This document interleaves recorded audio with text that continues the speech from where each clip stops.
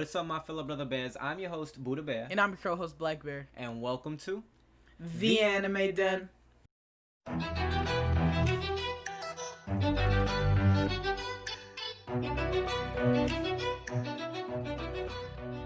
In today's video, we're going to be reviewing episode 9 of ReZero Season 2. So without further ado, let's get right into our review. So, episode 9 starts off right back at the Witch's Tea Party with Subaru and Ekidana talking about what Subaru's past and stuff. So Ekidana is automatically, as she expresses herself, upset. Like she's angry at whoever has done this to Subaru, whoever has placed this curse on Subaru to come back infinite amount of times in order to go against fate. And she also expresses that the witch who has done this to him is what we all kind of thought is the Witch of Envy. And they don't say no name, but we are now for sure aware that it is the Witch of Envy who has placed this curse on Subaru. Subaru then goes to ask a couple more questions on why he was in the White Arctic area and why he was attacked by the Maw Beast.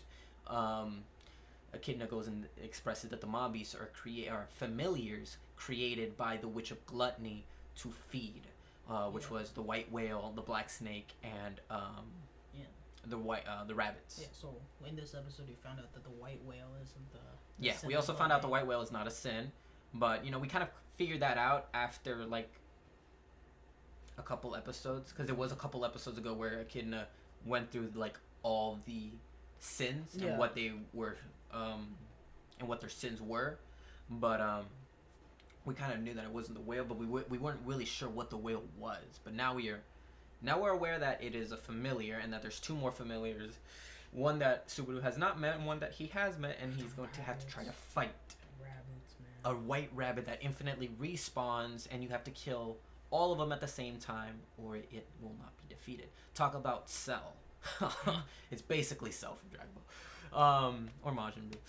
But Echidna then goes to say that she has an idea for Subaru to kind of go at, which is for her to transfer her place to all the other witches, the other six. No, she goes to she transfers with Daphne, who is the Witch of Gluttony.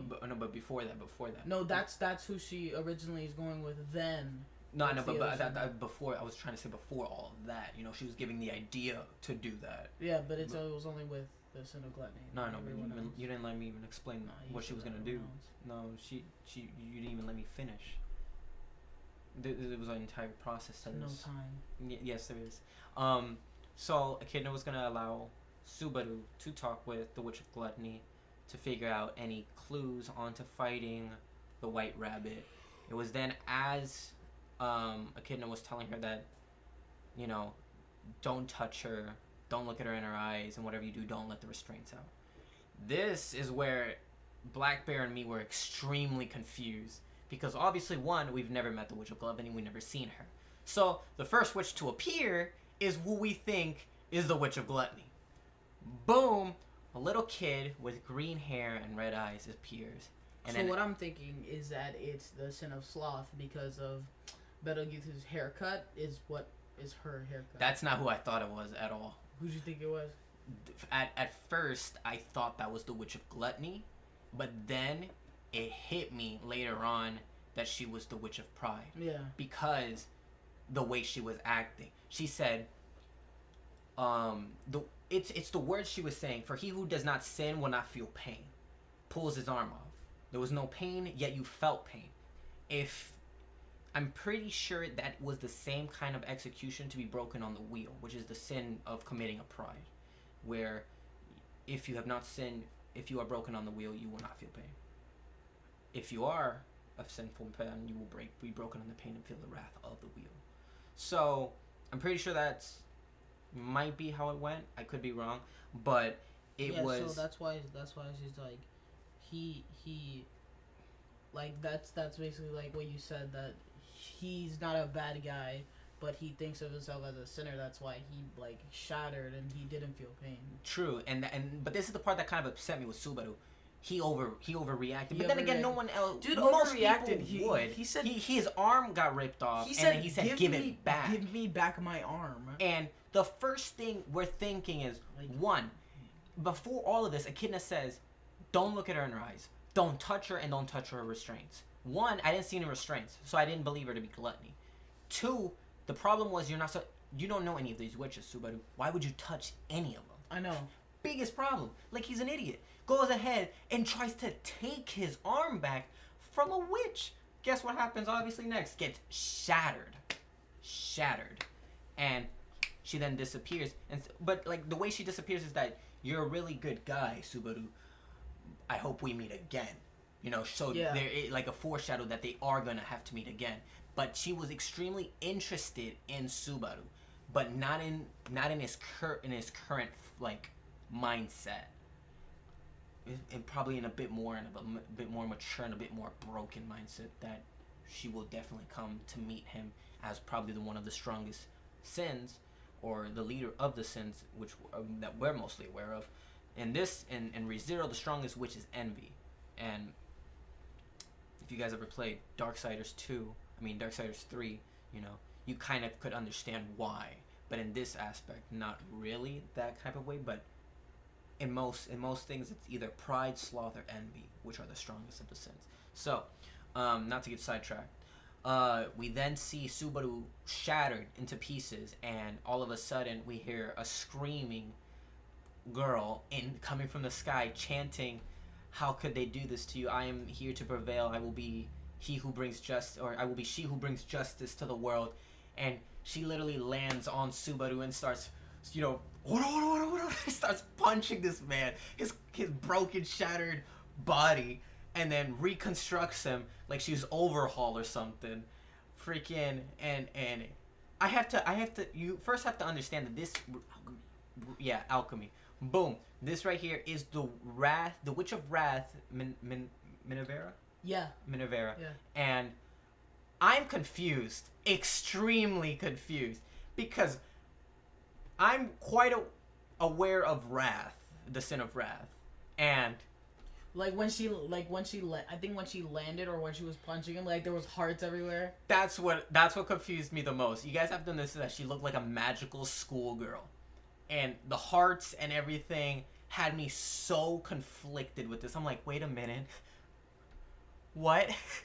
This is Wrath? Not saying there's a problem, but oh my god, way to throw a curveball at me. Okay, ReZero, I see you. And we are introduced to Wrath, who is a bit of a tsundere, who's crying, and it's funny because Subaru's like, "Why are you crying?" "I'm not crying, I'm angry." And then she goes and says, and he's like confused, "I'm gonna go ahead and I'm so angry," and she starts slamming her foot on the ground, and the world starts shaking. I'm like, alright, yeah, that's Wrath for sure, because if she gets angry enough, I'm pretty sure she'll break something. Then she goes ahead and says the one key line that I never expected any sin to say of Wrath. Next time they get me angry, I'm gonna heal all of them. I'm sorry, what? Heal all of them? Not kill all, heal all of them? Creative. Whoa! Not what I expected from Wrath. When you see Seven Deadly Sins, look at Meliodas when he's upset, and then you look at this and you're like, that type of Wrath. Meliodas is upset, he blows up a whole kingdom. Yeah, and when then she's upset, she heals people. Yeah, and then you think back to Full Metal Alchemist, that version of Wrath, you know? It's like, okay, that's Wrath. And this is Wrath. And this is ReZero's type of Wrath. What is ReZero on? I know, right? I was expecting, this anime is so gruesome, so gory. I was expecting something bloody, something cruel. Yeah, she lands, Subaru just explodes. Like, I was expecting... Dude implodes on himself. But, it was crazy. I was, Pride just shattered him, and now Wrath comes in and starts beating. I'm like, oh my god, this man can't get a break. He just can't catch a break. They're just gonna slaughter this poor broken boy. No, she heals him. Yeah, dude, she brings them back together. What? And then we're introduced to two witches, Witch of Pride and then Wrath. Typhoon, the Witch of Pride, and Marianne. I messed up her name. Merida? Minerva. The Witch of Pride. And then The finally... Witch of Wrath. Witch of Wrath. Yeah, the Witch of Wrath. And then finally, we get... what's the Witch of Gluttony's name? The Witch of Gluttony is... Daphne. And she appears. And I'm not going to lie, the first time I saw her, I thought of automatically as the Witch of Sloth first. Because, one, she was in a bit of like... the chamber. And it was like an Iron Maiden, but she was. But inside there was like cushions. Yeah, and she was restrained. And there was like there was like robot legs. Yeah, so I started thinking that has to be the Witch of Sloth because the Witch of Sloth is. And plus she had like a drool thing there. Yeah. And I'm like, she has to be the Witch of Sloth because she looks so lazy, and the way she's shown. But then it started to key in as she spoke, and as Subaru said. I killed your white whale, and I need to know how to kill your rabbits, and that's when it obviously you're hit. That's gluttony, and yeah, because she started saying stuff to Subaru, and then like she like bared her teeth. Yeah, she started baring her teeth. So she was like the Archbishop did. Yeah, like he did. And it gets a little further, saying how she says, "I can't handle the way you smell. It smells like poison, and it's making me really hungry, and it's tasty." And she starts slobbering, or not slobbering, drooling, and trying to obviously look like she wants to eat Subaru. Yeah, because she then gives off obviously a hint saying that the White Rabbit Maw Beast are attracted to mana, and they will follow that. Yeah. So obviously, it is definitely a way for Subaru to kind of a clue to use to kind of gather all the rabbits into one spot so he could kill all of them, which is to have an immense amount of mana. It also will definitely be a good way to bait those white rabbits. After Subaru's little meetup with Daphne, Echidna then returns, and they are getting ready to say their farewells. Subaru then is starting to get headaches, really bad ones, as if he's being awoken by someone outside. Awakened, but it's before that. Continue on thinking. Okay, I'm gonna let Blackbear think on that. It's before that he was about to say goodbye to Echidna that we saw the one, the only, the Return by Death shadow hand of the Witch of Envy slipping through Echidna's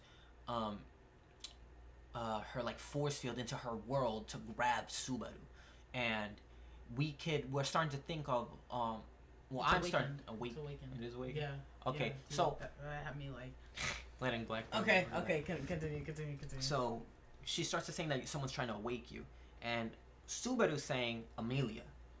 I'm saying in my head, no, it's the Witch of Envy. Cause like she's trying to grab you. Like I already knew that Amelia was gonna be gone. Like either she left or something else was gonna happen. I already knew she wasn't gonna be there. I had that feeling that that she obviously wasn't gonna be there. But it tends to be strange how Amelia disappears whenever there's a witch in contact. I still believe that to be extremely weird. And I kind of want to throw this up before we get a little bit further into the ending, that we're getting extremely attached to Echidna, but we still have to remember this is ReZero, the anime of betrayal. And I wouldn't be surprised if Echidna all of a sudden used Amelia as a host to get to the outside world and destroy it. Just pitching that. Yeah. It makes perfect sense. It would make extreme amount of sense, and it would be the most heartbreaking betrayal of 2020. I'd probably cry. Top 10 anime betrayals. Number 1. Before it used to be Rachel and Bomb. Bro, Rachel. Now it's about to be. She belongs to the tower, bro. She belongs to the tower. She belongs to the tower. Man, I'm just saying, if Echidna betrays us, that's gonna be a very heavy betrayal. Obviously, Echidna then, right before Subaru leaves, Echidna collects the payment so he in won't order. Forget what he. And which the payment was the scarf. The handkerchief that Petra gave him. And it was the memories of someone who... It was the feelings and the memories of someone who dearly cared about the person that was given to him. And then that's when Subaru returns back to the world. Amelia's gone. And this is where shit gets crazy. He goes outside to see the entire town covered in the black ooze that we are all so aware of, aka the Black Shadow, Familiar with. or familiar with. And the first time appearance, actual appearance, the Witch of Envy begins to appear from the Uki Shadow, or the Uki Shadow. I said Uki Shadow. I don't know which word. I don't know what word I was trying to say. Basically the Shadow Lake, and is starting to go to Subaru, saying, "I love you, I love you, I love you," repeatedly, and it's freaking me out because I'm like, "Oh, whoa, wait a minute, wait a minute." The Witch of Envy we already knew that. Well, I want to say my theory on this part because we're eventually gonna have to go to our theories before we close this off. My theory on this entire thing is that the Witch of Envy loves Subaru before Subaru was even in this world because of how he acted in our world, and there was something that he gave off that enticed her, and it. Nice word choice. He sees me as an idiot, but I am alpha. You are illiterate. Thank you. Yes. And it was also on the first episode when we have to remember that person that Subaru first saw on his first day there, in the first time in ReZero, was not Emilia, but was the Witch of Envy. What was her name? Satella. And this is, we have to remember Satella at the time was acting very huggy. I want to say there's another word I could use, but I think that one works. Yeah, that one she works. was but she was extremely huggy on Subaru during that time, even though Subaru it doesn't work. No, it doesn't. No. She what's the word I could use? A little too close. I'm just gonna say that she was like a little bit too overbearing. On it. Yeah, extremely comfortable with a new person like that's one Subaru. Yeah, and obviously, as we see later on in the story, Subaru dies many times, gets more of the scent of the Witch of Envy, and we can only believe that, or we can only theorize that the Witch of Envy, as he fights more, as he passes these trials of fate that she is putting out for him, she falls more and more in love with him. Yeah. And now she's here, but we have to remember that she is the Witch of Envy. Envy meaning the worst witch of them all. Yeah, and the worst witch, and probably the most powerful witch of them all, and the witch that killed all the other witches. Remember, Echidna and her sisters are all dead, and their souls reside in different worlds, as Echidna said. Yes, and it was the Witch of Envy who killed them all. Why would she do this? Think about it like this, my fellow brother bears. Look how close Subaru has gotten with all the witches in just this season. Look how close he's getting to most female characters in just one season. Think about it like this. And Echidna said it. The fates and the checkpoints that she puts out for you are her choice. So, when she threw out her checkpoint where Subaru couldn't save Rem, it was her choice. Why? Rem was getting too close to Subaru. She didn't like that. Think back to season 1, when Subaru tried to tell Emilia about his power. Remember, Subaru loves Emilia. Instead of him dying, what happened? Amelia died. And if anything, the Witch of Envy would have wanted that. Why? Because she saw Emilia getting too close to Subaru. We have to understand, envy is jealousy. And it is very possible that the Witch of Envy killed all her sisters possibly right after meeting Subaru or seeing Subaru in our world. It was probably the fear that Subaru was going to get close to all the others since that the Witch of Envy killed all her sisters in order for them to stay away from Subaru. But either way, I don't want to get a little sidetracked. It kind of ends with after the Witch of Envy grabbing onto Subaru, repeatedly saying, "I love you, I love you." Like they could have ended there, and I would have been happy. I would have been happy too. but he starts to break down psychedelically. Like we can see like these little rainbow things as if he's about to be in a trance, and he's disappearing. And then out of nowhere, Garfield comes from the sky. Lord Tiger appears from the heavens above and smashes into where Subaru and the Witch of Envy, Satella, are, and grabs Subaru and leaps out.